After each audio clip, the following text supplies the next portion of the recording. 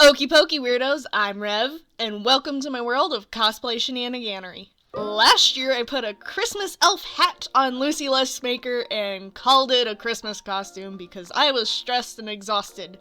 This year, even though I wasn't any less stressed or exhausted, I was inspired by Bernard returning to the Santa Claus series. Therefore, we now have a Bernard costume. However, this is not a tutorial. You're here to watch me struggle. So, let's go from top to bottom and see how I made this costume, and we can talk about all the things I want to change about it as well, because there are plenty of things that I missed or screwed up on. Part 1, the hat. For the hat, I got this green velvet vest, and then I also took leftover lining from my Peter Pan costume commission. And I had to measure my head with the wig on so that I'd get the correct circumference, because this is a very fluffy wig. I was looking for about an average of twice the circumference of my head with the wig on, and then I managed to find this giant bucket, and its base was about 4 inches more than twice the circumference that I needed, so that was awesome, because then you'd have more bunchies! I traced out this circle, cut them into pie slices so that it would be easier to maneuver around the vest. I was worried about the grain of the velvet fighting with each other in these pie slices, but it turned out okay. I'm fine with that. Along with measuring the head circumference, I also had to make a hat band, and I made this out of the body of the vest that was left over after cutting out the pie slices. This meant I had to make multiple strips so that I would have enough, because these strips would turn into what would essentially be a giant scrunchie at the base of the hat. Then I sewed my two sides together and flipped them right sides out like a pillowcase, and I ironed them down using my metal ruler as a base to make sure that the light green fabric stayed on the back side and the dark green crushed velvet was on the front. Next, I attempted to use the yarn and zigzag stitch trick to cinch in the hat because there was a lot of fabric here and a lot of thickness. I was hoping that would work, however, the yarn was cheap and broke, and I ended up using thread to cinch it in and hand sewing it anyway. After cinching it in, I spaced out the little bunchies as evenly as I possibly could just by eyeballing it. I wasn't going to take the time to make it perfectly even. Also, I did not hide any of the stitches inside the lining because I wanted these bulky seams to actually help the hat stand up on its own. So it doesn't look pretty on the inside, but it's functional. Next, I measured out the elastic to make the giant scrunchy part, safety pinned it through the channel, and then stitched it all together once that was completed. The brooch was pretty easy. I took some ribbon, cut it up in the right shape, and I also machine stitched it down the center because there was a half and half and I wanted to make sure that it was sturdy enough it wasn't going to fall apart. Finally, I sewed on one more little doodad to the hat because he actually has charms and tinsel woven into his hair, but I wasn't going to take the time to weave and unweave pieces into his hair every time I wanted to do this cosplay. So, any little charms were going to be hanging from the hat. Part 2, the necklace. I bought these tiny gold ornaments from Dollar Tree and was hoping that I could heat form them and warp them into the correct shape because his ornaments are a little oddly shaped. Luckily, the heat forming worked and I could squish them to where I wanted them. Up next, painting. Each ornament had varying patterns of plumish red and dark green. So I had to pay very close attention to the reference picture and make sure that I got the patterns right because that was going to drive me nuts if I didn't. I also removed all the little beads from the chain and painted the chain to match the colors better. And I painted those bright gold earrings a more chocolatey copper color so that they would match the rest of the piece. To attach extra doodads to the earrings, I first used hot glue. It wasn't going to stay just with hot glue because once the hot glue cooled, it was going to fall off again.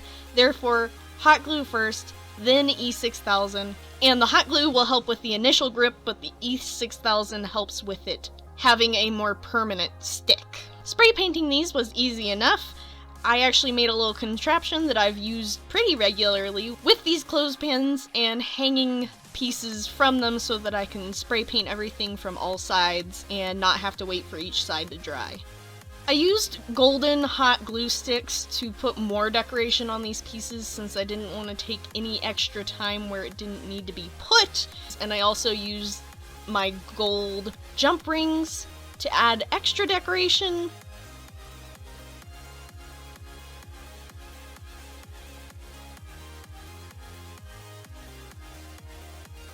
And then the gold jump rings helped me attach the pieces to the chain. Part 3. The bag. The bag was the simplest because I took a brooch that I found at a thrift store, chopped off the extra beads I didn't need, then used nail polish remover to clean it up because it was a hot mess. Next, I used a bronze Sharpie to cover up any yucky pieces that the nail polish remover could not fix. Jammed it through the bag. I actually had to use a needle to poke holes in the bag first and then get the brooch through. Onto the trim, I put bottom layer of trim on first, but decided that that was not fluffy enough. I used scissors to press everything down into the hot glue because the metal of the scissors cools the hot glue faster, as well as I'm not burning my fingers if I do it that way. Then I cut all of the trim because his fringe is actually very loose and widely spaced. This way I had more fluff, as well as it appeared that there was more fringe than I actually put on there. These yarn pieces were supposed to emulate the little berries that hang from his bag. And he has 4 and they're all sitting at different heights, so I had to vary the height difference, as well as I covered up this hot mess here with a pom-pom. Put pom-poms on the end of the string lengths, and the bag was done. Okie pokey weirdos, the hard part. This frickin' shirt. I cannot believe how difficult this thing was. I took a lot of shortcuts here because, oh my goodness. Help me, Dark Lord. And you know us YouTubers, we love our subs, comms, thumbs, and just a little ding on that bell. Starting, I trimmed up a whole bunch of these striped fabrics so that I would have trim that came closer to matching his shirt. Then I fixed the neckline of the shirt. I cut out the V-neck piece and stitched together either side down the center, closing off the neckline. Also for the neckline, I didn't want to take too much time to try and change it up and make it fit the movie better. So I took one of my Loki variant shirts, but you have also seen this shirt on other projects. Bouncy, bouncy, bouncy. And then I took little gold earrings and a small piece of gold chain to emulate that golden piece that hangs from his collar. While most of his outfit is not this green, I liked having a little extra green. Changing this collar up a little also felt like I was giving it a personal touch of my own since I like to wear collared shirts. Then I started fiddling around with all my ribbons and trims, trying to figure out what order they need to lay in to look similar to his shirt. Cutting them the way I did not actually work because the shirt was so stretchy that when I'd stitch it down, the shirt would stretch out and be much, much longer than the trim. Then my foot pedal broke. So my sewing machine wasn't working. I have 3 commissions to work on top of this costume, and I am freaking out and about ready to cry. So I started hand stitching the trim for Bernard to this shirt. However, this was also very frustrating because the thread was ripping through some of the actual ribbon rather than the fabric trim. So now I know, don't use actual ribbon unless you have a machine to quickly stab it down into the fabric. My mom remembered that she had a sewing machine that I could borrow, so I stitched down with machine in a number of odd little spots the other pieces of ribbon. However, because of how the shirt was stretching, these small individual stitches actually worked out better than trying to stitch all the way down the length of the ribbon. While I'm not a huge fan of how this turned out, looking back at the pictures of Bernard, it looks like they struggled with putting the ribbon on his shirt as well, because there are loose threads and weird puckering, so I don't feel so bad no more. I also did not put ribbon on his sleeves because I ran out of time. So if I update this costume, I really want to do the ribbon down the sleeves as well. Speaking of sleeves, Bernard's cuffs are closely fitted to his wrist, and while I didn't want to take the time to actually make new cuffs for this shirt, I figured out a way to bring the cuffs in closer. Again, scrunchie method. I put a strip of fabric from the trim on the inside of the cuff, ran elastic through that, and then made sure it fit my wrist, tied it off at the right place, and I left the messiness inside the sleeve because the inside of the costume is only for YouTube to see. Finally, it was button time. I was hoping to make these back buttons functional. No time for that, let's keep moving. I used a stubby pencil to figure out how far away I wanted the buttons from each other and to have the same measurement every single time without actually having to measure it out. So that worked out well. And the front buttons are so pretty, I might have to steal them from this costume and use them for something else. Then we have my two waist pieces. The scarf was easy enough, simply thrifted, that's it. The belt I was planning to make myself, but because again I was running out of time, I found a gold belt that was in my cosplay closet. Surprise, surprise, this was another Loki piece. So we've got the gold belt and the scarf, moving on to the pants. The pants I left plain, even though he has a strip of trim on the outsides of his legs. I was going to use this trim, we'll get over it. I was also planning to rip the trim off anyway when I was done, because I was going to be re-wearing these pants on a regular basis. Anyhow, then we have the shoes. I talked about this in the previous video where I was explaining how I was piecing this thing together. They're my basic combat boots that I wear regularly. For his little elf ears, I ordered some quick and easy ears from Amazon and then just wedged them onto my ears for the pictures. I wasn't going to take the time to do special effects makeup when the hair covers everything, and I was only going to be taking these pictures for a few minutes outside, out in the freezing cold. It was below freezing when we took these pictures. Oh my goodness. And finally, for the snow globe.